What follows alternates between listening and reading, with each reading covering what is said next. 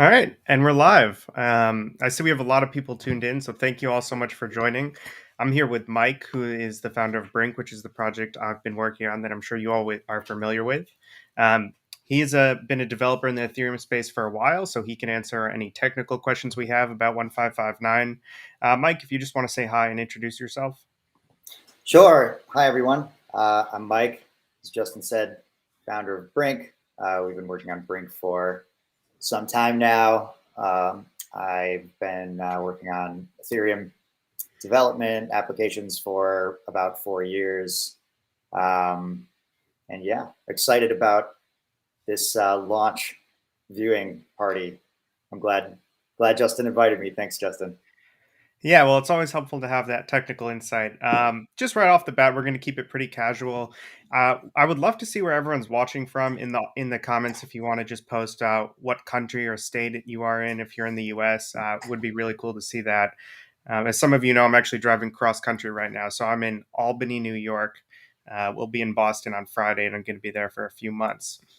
But with that said, let's see. I see some questions coming in right now. Filippo asks, "Are we up at an ungodly hour on the West Coast?" No, it's only 8:15 a.m. here, so we're ready to go.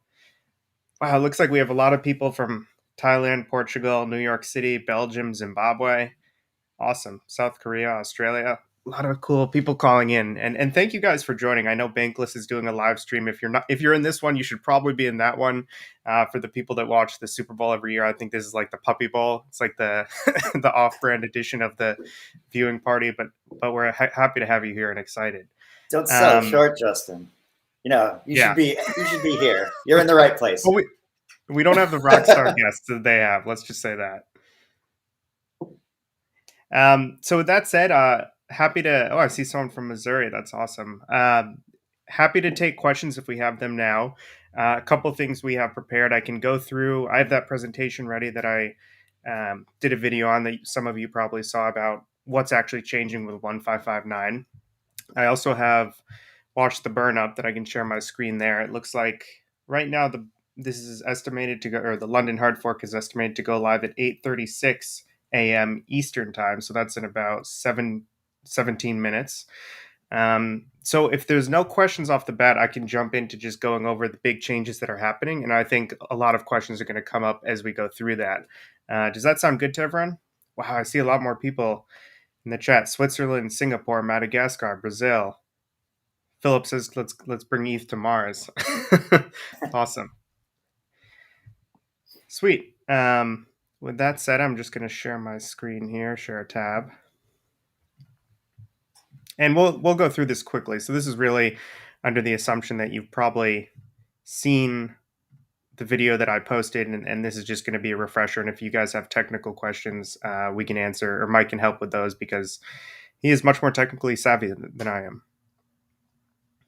Oh, that's going to make it small. All right, so if you're familiar with the current model, what's going to be used for the next 15 minutes, just an auction-based model. So it's basically a price war with gas. The highest bidder gets their transactions put through. If you can see on the right here, I know it's kind of small, and let me see if I can expand that actually. Oh, there we go. So you can see here, there's a lot of concentration in the lower end of the gas prices, and then at the high end, it's a bit more free. So if you bid a high price of gas, your transaction's likely to get mined very, very quickly. Obviously, this seems like intuitive, like it's the best model, but there's several drawbacks here. So the first is that all of the fees actually just go to the miner. The network doesn't benefit at all from these transactions. And I think that's what most people are so excited about, is that everything that happens on Ethereum now is going to benefit the network as a whole through positive price action, theoretically. So anytime a transaction happens, there's going to be a base fee that's burnt and distributed effectively to everyone. So it's basically like a share buyback that we'd see in traditional equities. Um, the second drawback with the auction mechanism is that there's really no way to guarantee your transaction goes through. This is something we've seen in the Discord community a lot. Is there are these NFT drops, people are excited about them, but when it happens, like you have no idea what happens to the gas price. So yesterday I was purchasing an NFT and I think the gas jumped to like 900. I might have set my transaction at 500 gas, which is actually very, very expensive. And even then I missed out. I see a question actually coming in from the audience from Ethereum Girl. What is the expected impact, if any, that this model will have in regards to miner extracted value? Is that a question you can take, Mike? Sure. Yeah. I mean, the intention of the EIP is to reduce kind of the incentives around MEV. So I believe the base fee is now burned. So there previously, like the entire gas fee went directly to um, miners, and now it's burned, or a portion of it is burned. So I think there's less incentive for miners to manipulate it. That's the intention. As far as like um, MEV related to like ordering of transactions, I'm not sure how it affects that. To be honest, I don't know, Justin, Yeah, if you have any insight on that.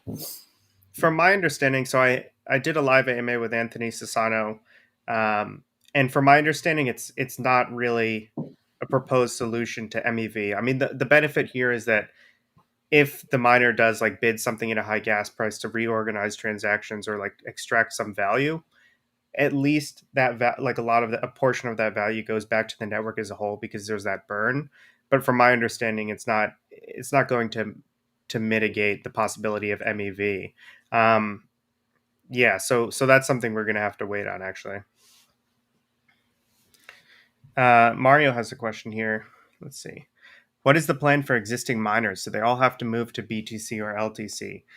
So I'm sure Mike has some insights here, but just briefly, so this is not. If the question here is really, is this, are we moving to proof of stake now? We're not. This is still proof of work until the merge happens. As far as miners go, they essentially just have to prepare their mining software to start mining the fork. Is that correct, Mike? I'm not sure if I'm explaining that properly. Yeah, I mean they really are the fork, right? Like they're adopting Right. the update. So all the that's what we're waiting for is for all the miners to adopt it, or I think a majority of them. Yeah. But yeah, I mean, I don't, I don't know if they'll move to BTC or LTC. Is he saying like Ethereum's over, like they're all going to leave and go mine on another chain? Possibly. I hope not. Yeah, it's funny. I'll get back to the presentation in a second, but just a funny anecdote. I remember, I don't know who I was hearing talk about this, but before the merge, so what's the incentive for miners to mine the last block before the ETH2 merge and we switch to proof of stake? So it's kind of like the miners, it would have to be very coordinated, but they could theoretically revert on that or rebel on that last block and not mine the last block, so the Ethereum chain never moves to ETH2, which would be obviously very fascinating. Yeah, and that does happen. I believe. I think I'm not, and I'm going to get this wrong, but there have been hard forks that were planned in the past. I think on BTC specifically that did not go through because they weren't adopted by miners. I'm not sure if that's happened on Ethereum before, but yeah, that's definitely a possibility. Like these are decentralized systems. It's not like one company or foundation can say, okay, we're going to this new upgrade and kind of mandate that. Like the whole system has to adopt that, and that's what a hard fork really is like all the miners kind of adopting that upgrade. Yeah, so there should be theoretically there'll be less value for the miner after this merge, just because that base fee again goes back to the network and is burnt. But I think we could expect like a normal market equilibrium, right? Like, so if the profit or incentive goes down to miners exit the system, it becomes less difficult, and then miners get higher value from each transaction on average. Uh, just moving back to this, obviously the merge is happening very quickly, so I'll just try to go through this in the last few minutes. And again, Mike, if you see any questions from the audience, jump in, and I'll try to monitor that as well. Um, so yeah, and the last drawback here of the auction mechanism is, let's just say I am doing a flash loan or some type of very urgent transaction on Ethereum, something I need to happen right now. Right now, there's no way. So if I had to do that, I would have to overbid and overpay for gas to ensure that it gets mined on the next block. And right now, if you overpay and if you actually didn't need as much gas as you thought you did to get in on that next block, you never get that gas back. So all of that overpayment goes straight to the miner, which is obviously not ideal. Just checking the audience here for any questions. I see Tashar has a question about block size. I will get to that in just a second, so don't worry, we'll cover that. It's actually really interesting that how they went about solving that problem. So I don't want to bore you guys with the fee structure too much. Again, a good resource is that video I put out, and there's some other great videos about 1559. But as I mentioned, there's that new fee structure. So essentially, there's a base fee. That base fee always gets burnt. So that is basically like a share buyback to everyone that holds ETH. And the base fee is the minimum fee you need to actually get included in a block. And this will vary and is set by the network based on demand. Next, we have the priority fee, which is essentially a tip that the user sets and gets paid directly to miners. And this is estimated to be about 2 gwei. So if you've been following gas recently, gas might be, I don't know, maybe 50 gwei on average. So if the base fee was, say, like 48 gwei, a 2 gwei priority fee tip would go to the miner. So a lot of that value really is going back to the network. Now, lastly, is that max fee, and that's the most the user is willing to spend on a transaction. And so this helps solve the overbidding problem because anything in excess of the priority fee and the base fee gets returned back to the user. So if you need your transaction to go through in the next block, you could set a max fee of, say, 10,000 gwei or whatever crazy number you could think of, and then everything that's not required by as a tip for the miner gets sent back to you. So you don't really have to worry about overpaying, which is obviously a great advantage here. Let's see, no more. Doesn't look like there's questions. Tushar, here's the block size question you were asking about. I'd be very curious, Mike, if you had any insights on this from a technical level of how this was constructed. But essentially, with 1559, we have adaptive blocks. So before 1559, which is now for the next 5 or so minutes, all blocks are the exact same size. So that means a certain amount of transactions can get stuffed into those blocks. Now, after 1559, the block size can be variable. So there's a couple reasons for this, but the main benefit here is that one, we can help smooth out gas price volatility. So if gas is very high, the block size can expand to accept more transactions and hopefully lower the gas price and smooth out gas price volatility. And if there's not much network activity, well, let's just shrink the block size. We can help the network that way, and we don't have to stuff many transactions into the block, and so we'll just lower the block size.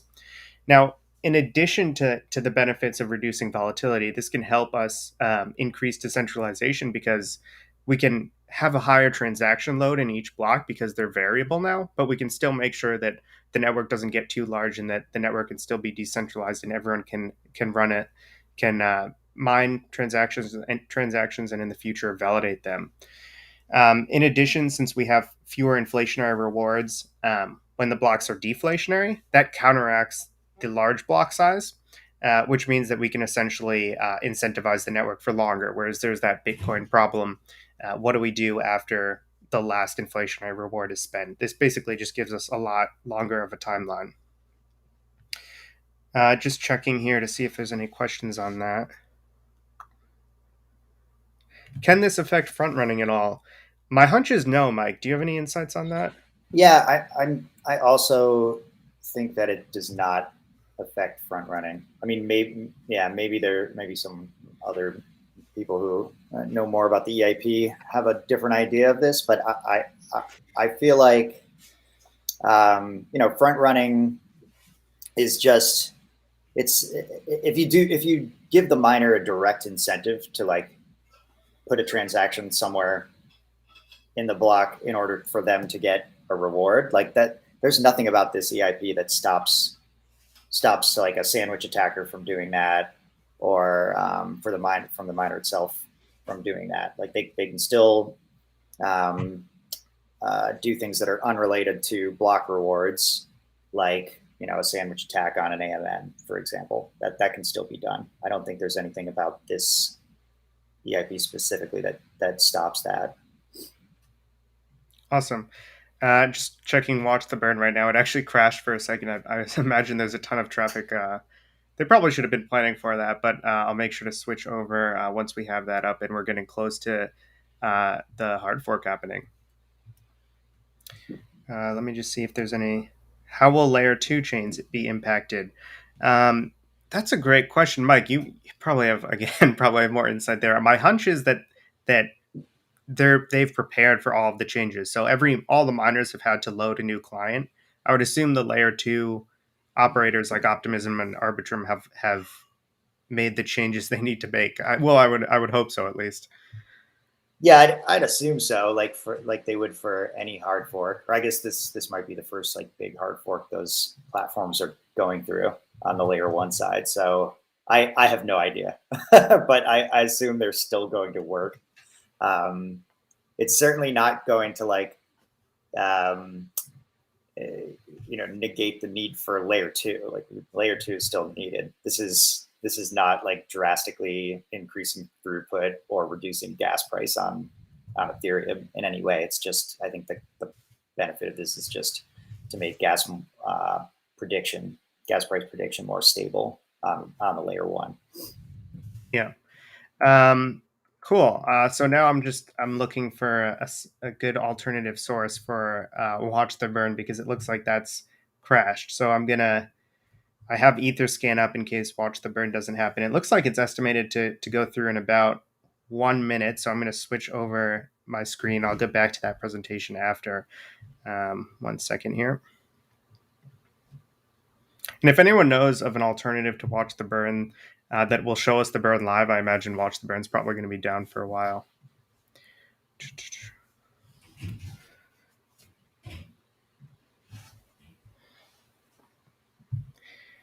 Here we go. 5 blocks left. Mike, as we wait for this to go through, can you talk a bit about the process from a miner perspective of how this works? They essentially load the changes and then it's just an automatic switch that I mean there's everything right now is planned. There's nothing that needs to be done. Yeah, I believe so. Like if you're running a miner and you have not done the upgrade, like if the majority of them have not upgraded, then that block would hit and nothing would happen, I assume. Yeah. And then if you have like, a portion of miners that don't do the upgrade and a portion of miners that do, then you have a chain split. But if the majority of, or if pretty much all the miners have done the upgrade, then that block hits and it'll go forward as a single chain. Like And there's it, hard fork doesn't always mean, and this addresses a question that's in the chat. It doesn't always mean chain split. Like it could, if there's enough consensus among the miners, then it'll be a single chain moving forward. If there's some contention here and some miners want to do it and others don't, then you can have a chain split. And the big Ethereum chain split of the past was like Ethereum Classic and Ethereum. So awesome. that was a chain split. Yeah. Oh, go ahead. Sorry, No, Justin. I was going to say it looks like the block was mined. So you can see here, block 12,965,000 went through. Etherscan was ready to go. You can see here the base fee per gas was 1 GUI. Obviously, it's probably due to it being the first block. And you can see right there that 0.03 ETH were burned in that first block. Um, this is obviously very cool. I actually wish I wish we had Nice. planned to get a transaction mined in that block. That would have been fun to have a on the fork block itself to have one of your transactions go through. But I'll just go to the next block and see. You can see another 0.33 ETH was burned there. Let's see. Base fees going up. Base fees going up. Yeah, so I'm not As sure how they were trying to scale that up. That I is think, awesome. did they just hard code it to start at one GUI? That's interesting. So it'll just continue to go up, I'm guessing. Like, Or down, yeah, but presumably well, up for now. probably up for a little while if it started at one. Yeah. God, I um, wish Watch the Burn was live. I would love to. If anyone knows of an alternative site for Watch the Burn, if you could put that in the chat, I'd love to have it up to just see the cumulative burn that ETH has experienced now. It looks like Gwei is 24 right now. So again, I can get back to the presentation, but essentially, in the short term, who knows how long this will last? Gas should go down theoretically, just because we have those variable block sizes now. But of course, like at the end of the day, increasing the block size will probably just increase demand since gas prices are down. More people will try to put transactions through. So we really do need to wait for those L2 solutions. Um, Joseph asks, how does this change how I pick my gas price? So this is a really great question, and this is one of the core benefits of 1559. So I've seen on Twitter that like MetaMask probably isn't ready to go right now with updating their wallet and supporting this new system. But um, while I kind of talk through this, I'm going to see if I can pull up a tweet that explains this really well. But essentially, MetaMask is going to tell you, or whatever wallet you use is going to tell you what the current base fee is. So if the base fee is 10 Gwei, you don't have to worry about that. It's just going to be set automatically. And then there's going to be an amount you can select for the tip, basically how urgent your transaction is. And then on top of that, you can set whatever max fee you want. So again, as I mentioned, the max fee minus the tip minus the base fee is returned for you. So whatever isn't needed goes back to you. So you kind of have to do a little thinking there of, how are you willing to spend basically anything to get your transaction through? If not, paying the tip and the base fee should be very sufficient. Maybe Mike, the technicals on this, but the way the math works, there's a way to guarantee your transaction gets mined at some point in the next 10 blocks. I'm not sure if I think that's if you bet 3 times the tip. So if the tip is 2 Gwei, if you bid, I think a total of 8 Gwei plus the base fee, your transaction is guaranteed to go through in the next 10 blocks due to how the tip scales up and the base fee scales up based on demand. I'm not positive on that. I'm going to try to find that tweet. Mike, do you have any insights on that? It's probably still an estimate. I mean, ultimately, your transaction is going to get included if the miner wants to include the transaction. So miners could still censor your transaction for no reason if they want. But that like if you're looking at it purely like as economic incentive wise, what you're saying is probably correct. Like roughly, if you do a 3x tip, then I think that's like what the intention is that it would be mined in, as long as the miner's being rational, within 10 blocks. Yeah. Um, yeah. I see here someone says that zero point 0.6 ETH has been burned so far. If you find a good alternative to watch the burn, again, please let me know. I'd love to have that live. But Tushar has another question. Great question. How will ETH become deflationary? Because even though ETH has a certain inflation rate. So I can cover this in the presentation in just a second. But it's estimated that right now ETH probably won't be deflationary. And this is expected and reasonable under the proof of work model. So when gas spikes and gas is over a certain price, ETH will be deflationary. But until the merge happens and we switch to proof of stake, which we have to reward validators less for each transaction and there's less inflation, up until then, it probably won't be deflationary. But it is expected that after proof of stake and the merge happens, we will have deflationary ETH. But again, if the network activity, if we see another huge bull market like we saw a few months ago, ETH will be deflationary for that period of time, but it's just hard to imagine we could sustain high enough gas levels to be deflationary right now. I see Philippe says total ETH burned right now is 0.72. And then there's some interesting calculation below that. Let's see. Just going to keep going across on the blocks here.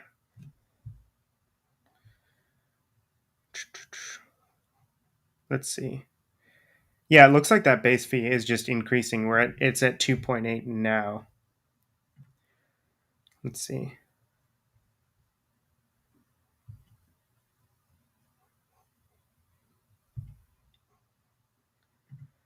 Go over here. The most. That's interesting.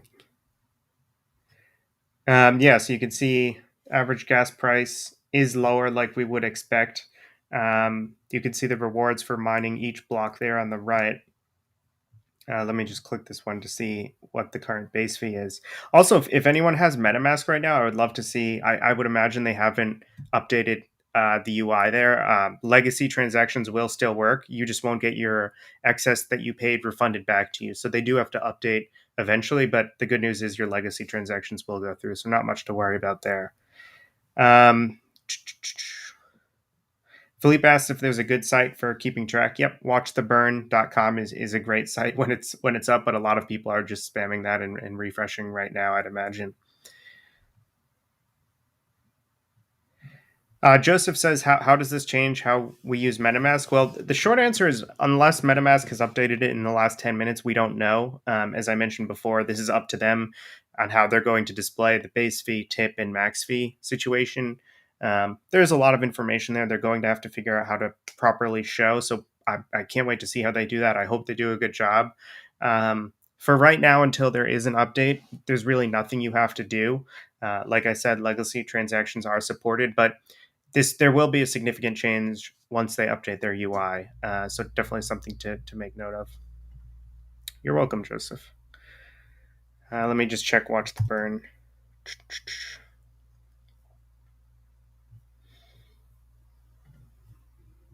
So I'm going to stop sharing there. I did have a couple questions for you, Mike. Um, it seems like everything went smoothly. I'm going to check Twitter as you go through everything just to make sure no problems have happened. But let's assume something happened, like if there was an issue, what would happen, right? So like theoretically the market would be in turmoil, like there could be who knows what would happen, but if there was some type of error with 1559, how would the developers respond to that, the core dev team? Not sure how the core dev team would respond. I mean, it could result in a chain split or like effectively like a rollback to a previous like the block before this happened. But it would probably be a big contentious thing in the community because I mean, unless it like clearly breaks so badly that like Ethereum is unusable, which at that point I don't think it would be a contentious fork. It would just be like, okay, the whole community rolls back. Um, it would probably end up being more like an Ethereum classic Ethereum situation where it results in like two kind of major chains being Mm-hmm. existing, and that's basically like two groups of miners. One's going one direction, one's going the other. Gotcha. But yeah, that's probably depending on like how severe whatever issue resulting from this is. Like, but yeah. Uh, Anything on Twitter yet? Are we seeing anything?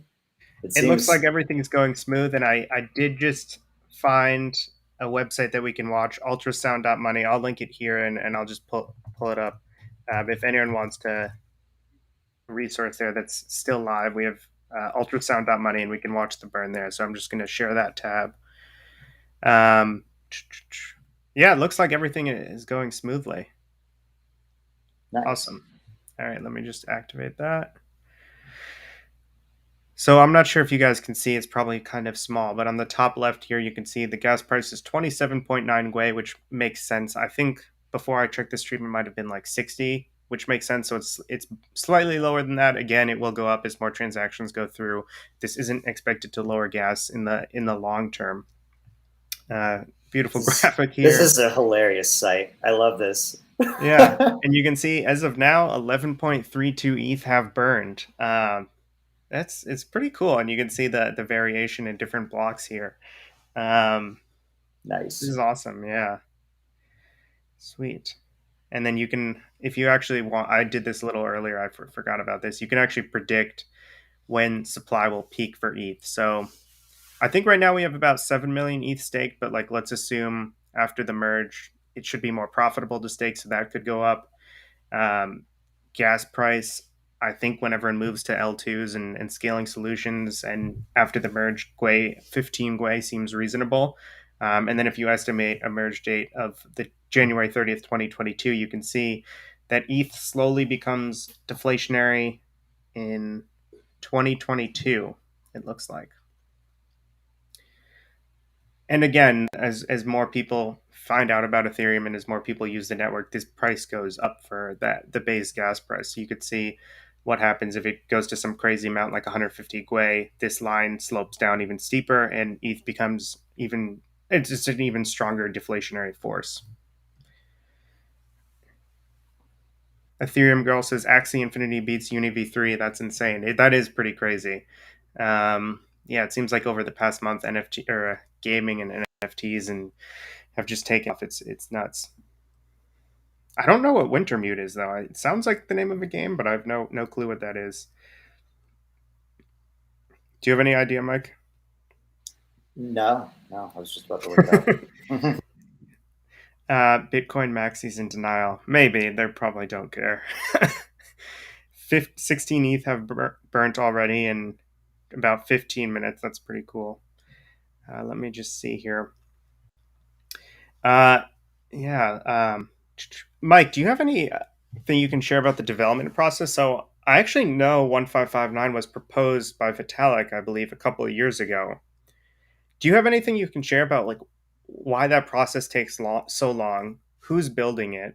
Is it like a centralized party that can make these decisions? How do they get consensus from the community? I know you're not too familiar with the core dev process, but would be curious if you have any insights there. Yeah, I mean, I'm not I'm not involved in that process in any way, but it is so you can go and look at the EIP page. You can look at each EIP has like a corresponding GitHub page where there's like probably years of chat history there. Usually there's just a lot of like public discourse around these things before they're actually adopted.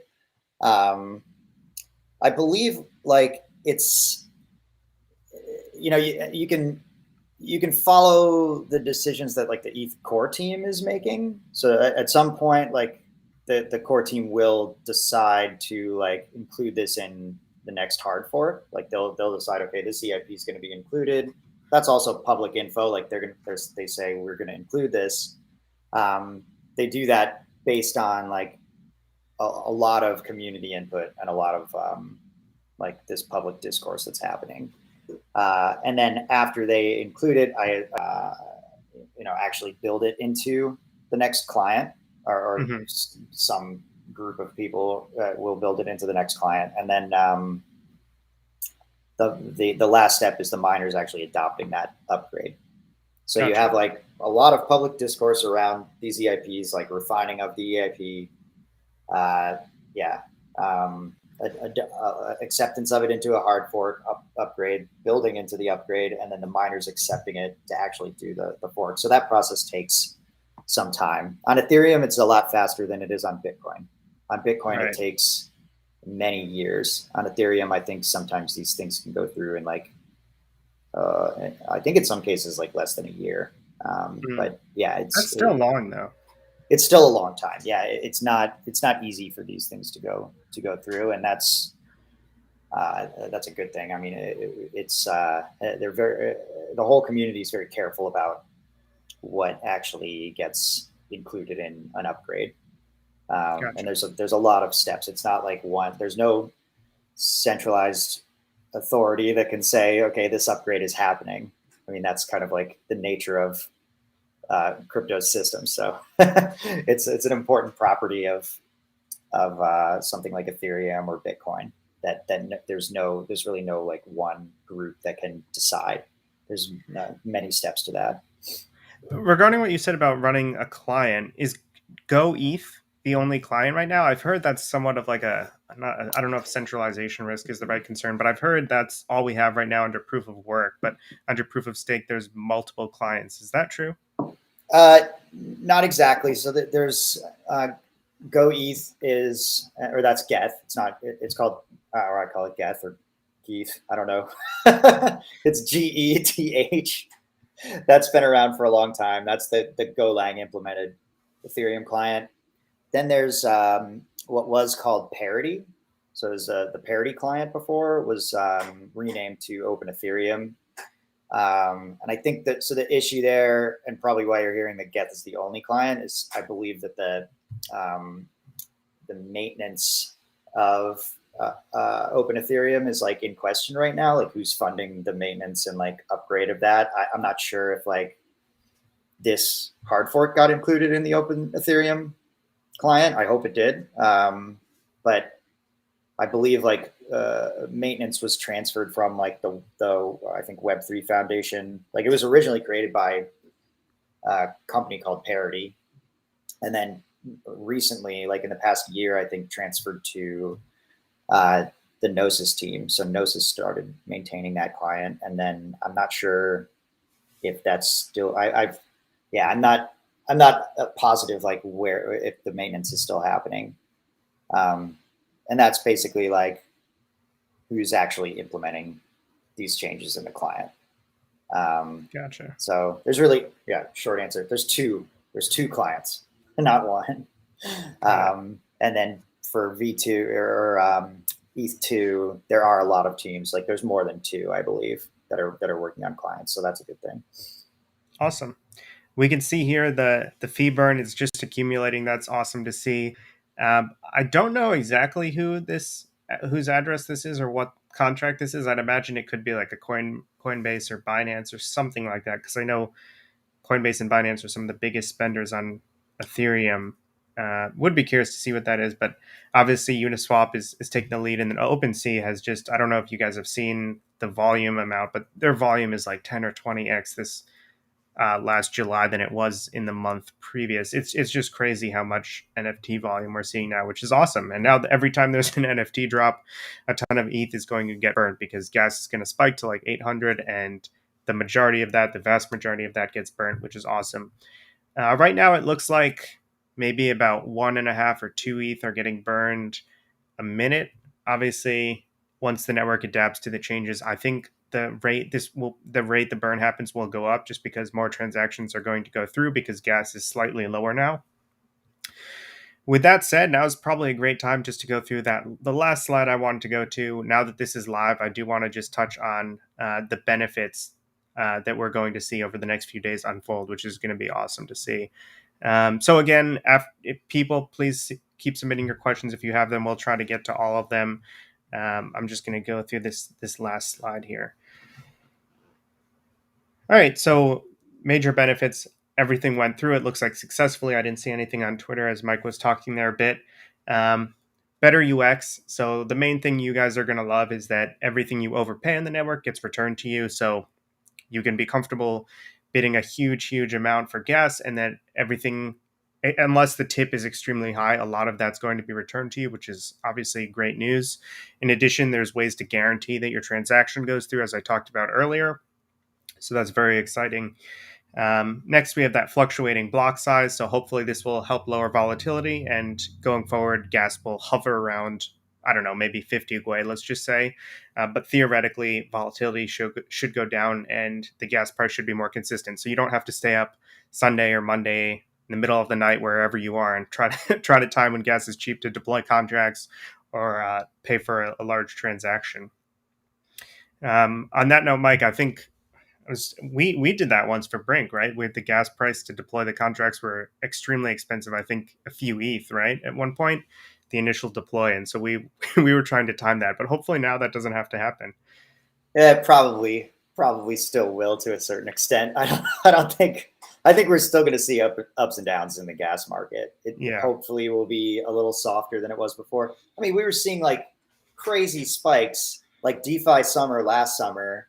We Oh yeah. had, I think, I saw a screenshot of Gwei like at like 2,000 or something. I don't know if it was definitely over 1,000 on certain spikes, and that's crazy. Well, But now we get to cheer yeah, that on. Like, we want, if you hold any ETH, you want the gas price to be like nearly as high as possible, unless you have a transaction that you need to go through. well, But hopefully, you're on an L2 then at that point, or a side chain. yeah. I mean, ultimately, like we're with what we're developing, like we do have to deploy on L1 as well. Hopefully, like we don't have to do that very often, and our contracts are pretty lightweight. But like, yeah, I'm thinking about. I know it's good. It is good for the ETH holders now, which is related to this what Ethereum girl is saying here, that they're unexpectedly sad to see all the ETH trash. So you shouldn't be sad about You the should ETH be being happy. trash. You Yeah. should be happy. Yeah, because if you hold ETH, then it's good. It's good for all ETH holders. If ETH is burned, it decreases the supply and makes the ETH that is in existence more valuable. So you should be celebrating the burn. And even more than that, like, I know there's, I think a lot of like core people perhaps in the Ethereum community are like, we don't need to just cheer on the price and hope the price goes up for ETH. And to an extent that's true, but at the same time, the higher the price of ETH, the more secure the network is. So I think in the end, this is just a good thing to lower the supply. I mean, just it just secures the network better. And I think at the end of the day, in the future, and when I say the future, I mean 5 years, 10 years, etc. People won't necessarily need any ETH to make a transaction, and that's one of the things that Mike and I are working on at Brink. And I think a lot of apps are going to transition to this is you don't need to spend ETH for a transaction. You can actually sign a transaction for free in a proxy account, which is just a smart contract account that you have self custody over and full custody over.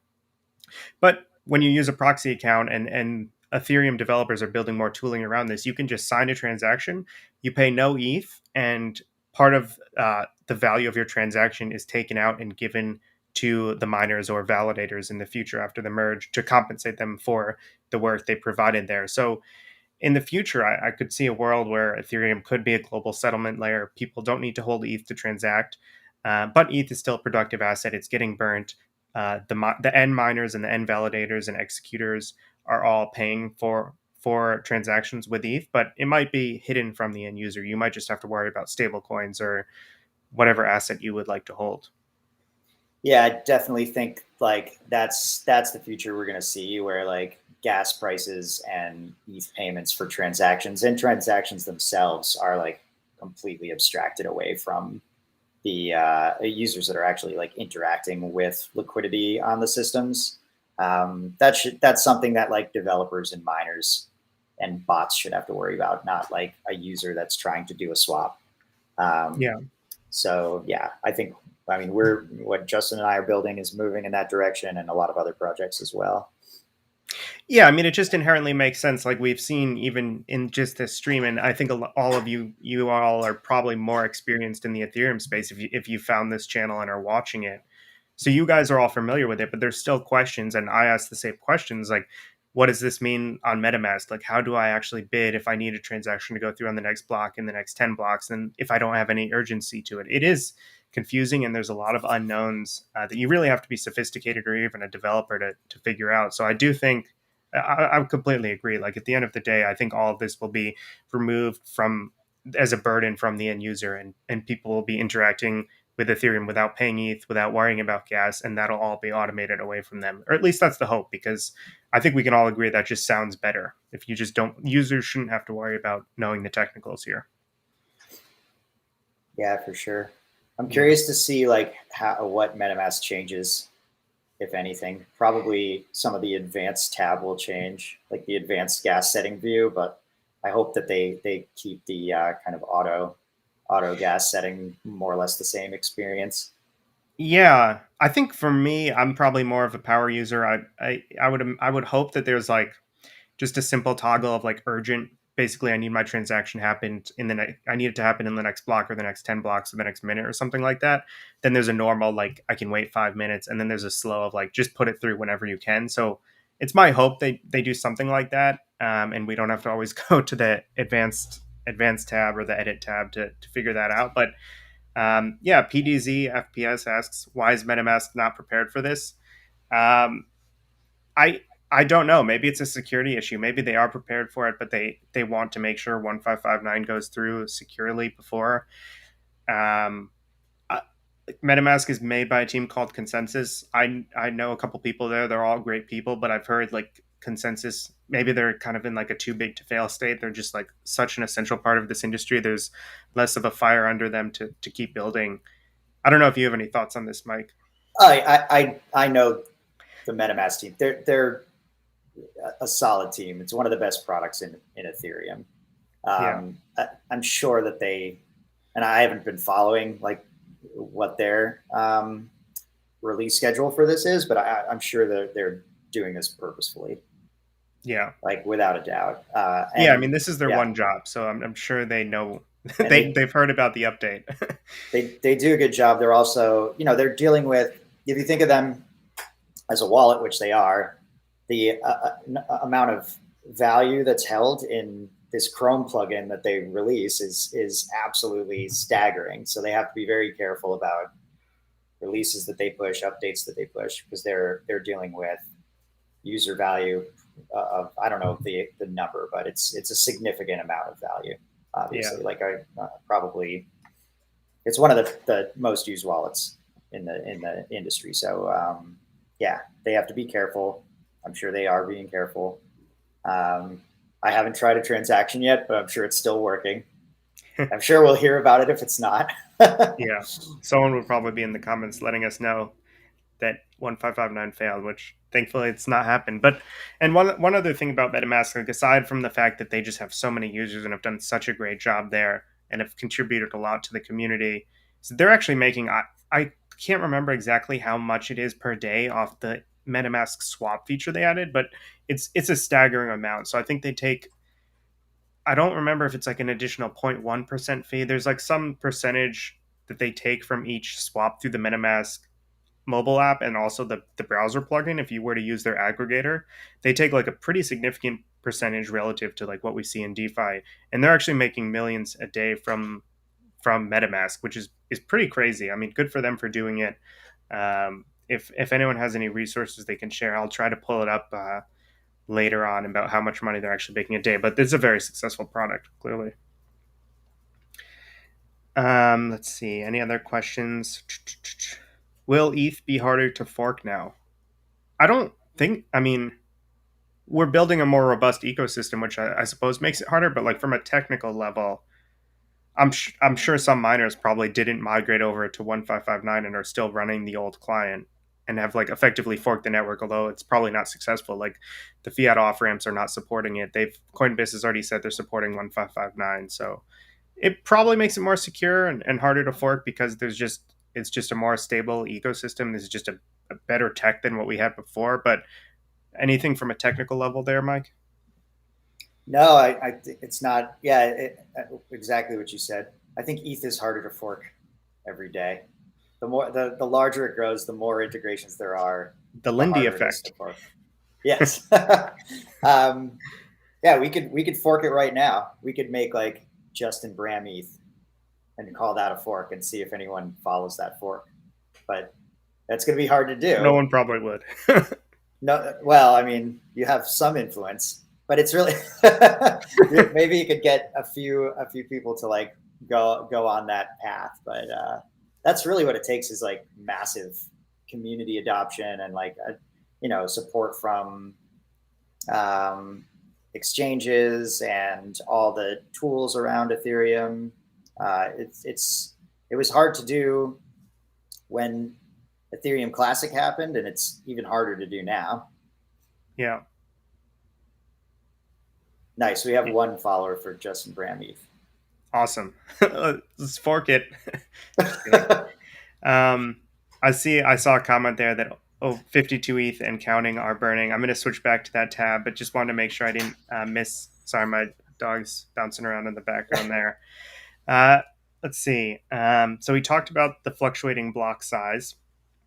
Um, Regarding security, as I mentioned before, if you were at the start of the stream, because the block size can fluctuate now, we have a more sustainable distribution and we can increase the duration of rewards for miners and validators. This is like the classic question with BTC is there's a hard cap of supply, 21 million. What do we do when all of that's mined? I think that's happening in like 100 years. I don't really follow it too closely, but I know there's a couple proposed solutions, but it's a great question, right? Like after it's why would a miner mine a transaction for no reward? It's like very expensive to do. With BTC, I think they're saying they can turn on fee, like increase the fee for each transfer or transaction, but it's already costly on BTC, and their L2 solutions aren't the best as far as I know right now. Again, I'm not an expert on it, so I can't really say. But this is just a huge benefit of 1559. We're seeing this problem that could potentially happen in the future, and we're just eliminating it. So yes, ETH never had a supply cap, but this reduces inflationary pressures and just builds more confidence in the system. That's where that meme ultrasound money comes from. A lot of people are saying hi to the dog. He says his name's Chewy, short for Chewbacca. He says hello back. Yeah, anything you wanted to add on that about the variable block size? Um, yeah, I'm not like an expert on how that affects these systems. So I feel like, yeah, I don't know. I can't give an opinion on that. This is an Sure. interesting question though about why would miners agree to fork if it's a net negative for them? I think there's like a bit of kind of a game game theory here, where if you're running a miner and you kind of anticipate that the rest of the community is um, going to proceed with the fork, then you're more likely to do that as well. So you could say, oh, this is a net negative for me, so I'm not going to do it. But if everybody else does it and you don't, then you won't be mining ETH anymore, and you won't be able to reap the rewards. So there might be a bit of that where it's like kind of miners anticipate that the rest of the community is going, so they kind of all go together. I think if there was like really strong community signaling for like let's not do this, uh, then at that point the miners would not do it. But if there's strong community signaling that it is going forward and a lot of support, then I think the miners are going to generally go along with that. Yeah, so it's an interesting bit of game theory there. It's also fascinating to think about, like, if you are a miner, let's say you're even a large miner, like let's say you account for 10% of the mining of transactions on Ethereum. You don't, I mean, I don't, if you were to just say, I'm not going to mine this block, I'm not going to do it. So you'd have to hard fork the network. You'd have to get fiat off ramps and on ramps on board to offer your like ETH Classic 2 or whatever you would want to call it. And in addition to that, like that fork network is probably less valuable, so you're making less money than you would if you just kept on 1559. So I think that the hope here is that like it's a robust enough network of miners that this can't really happen. The incentives just don't really add up for that to happen. I mean, I think even if they're making less money with 1559, it's still going to end up being profitable because there's that natural supply and demand force. Um, so it's just hard to envision what options they truly have. And this isn't to knock miners at all. Obviously, they're like great contributors to the network, and they provide the security right now, and we're thankful for that. Tushar asks how variable block size affects security. So the main thing here is kind of what I mentioned earlier in this slide is that we can push out how long our rewards can last without being too inflationary. So I don't, Mike, what's the block reward right now for mining a block? Do you know by chance? I do not. No, And maybe it was on. we I can think look it it's up actually on on maybe EtherScan, EtherStats. but it looks like okay. So it's I'm looking at one block. You guys can't see the screen, but it was a 2.4 Ether reward for mining one block. Um, so that's obviously expensive on the network. We could calculate how many that is a day. A block is about 10 to 13 seconds or so on average, I believe. Um, so that's a lot of ETH being minted. Now, if we were to just keep minting ETH and inflation could become hyperinflation and there could be too much ETH in the network, there could be an excess of ETH. And then when the value of ETH goes down, the value of that reward to the miner goes down. And so the network becomes less secure because there's going to be less people mining it. It'll become more centralized, etc. So that's really the main security benefit that I can think of. I don't know if from a technical level, Mike, if there's anything that helps with security with fluctuating block sizes. Yeah, I think nothing really from a technical level, but I think just in general, like it needs, like block space needs to be a scarce resource.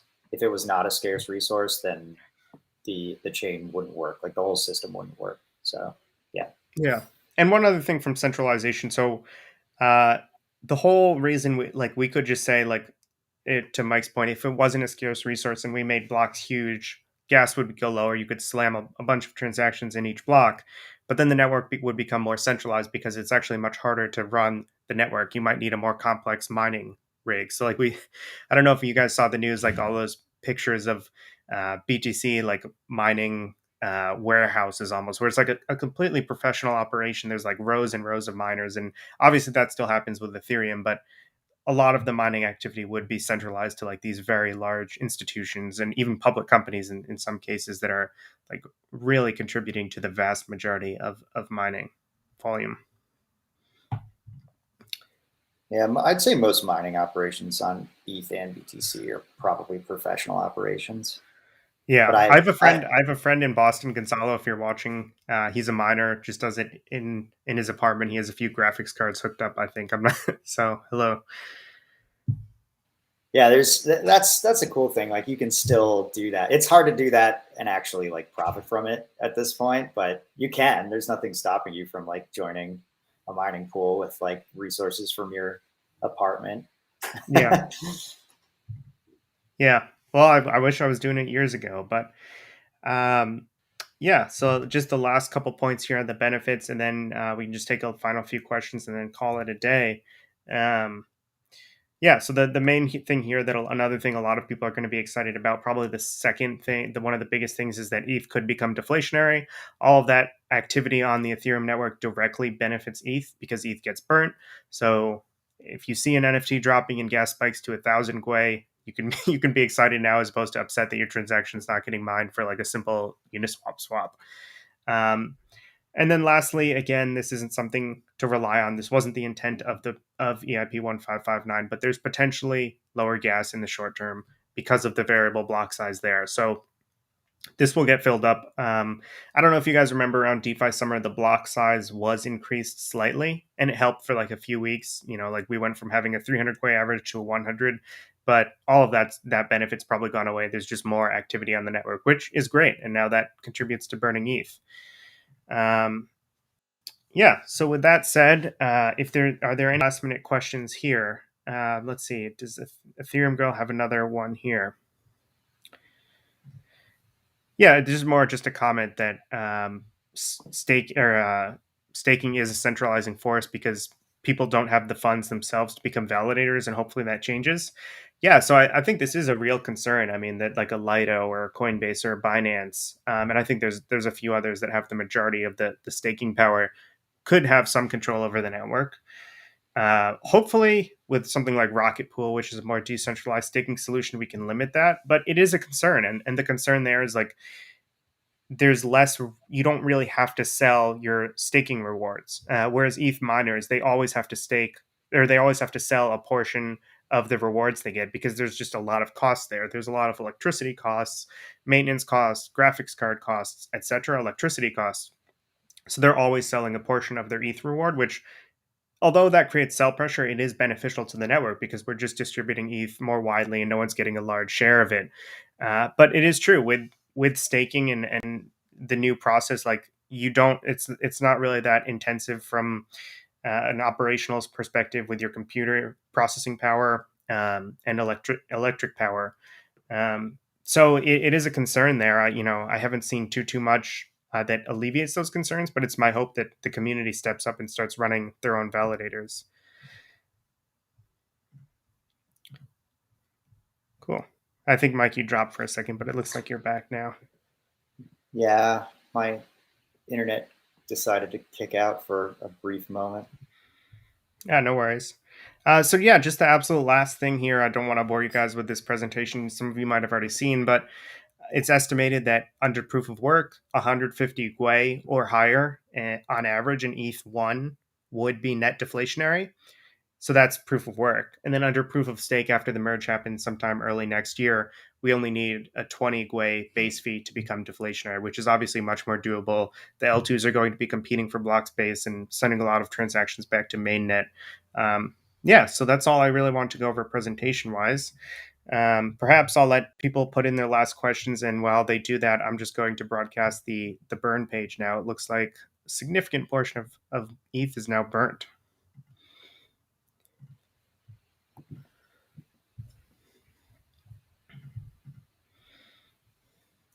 Yep. So it looks like 92 and a half ETH have been burnt.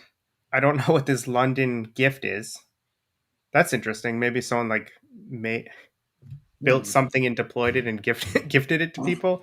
Whatever that is, that's fascinating. It's probably like just a spam token or something, but I have no idea. Let's see. There's a lot of other random tokens. Like, again, you don't even have to know what this means just to know that it's contributing to a ton of ETH burn. Um, okay, someone's saying it's just a shitcoin. Probably that makes sense. I'll check it out after the stream. Um, Yeah, unless there's are there if there's no last minute questions, I want to thank you all so much for joining. Uh, Obviously, this is an incredible event. Some people are more excited about this than ETH 2, just because once that ETH 2 merge happens, like that's it.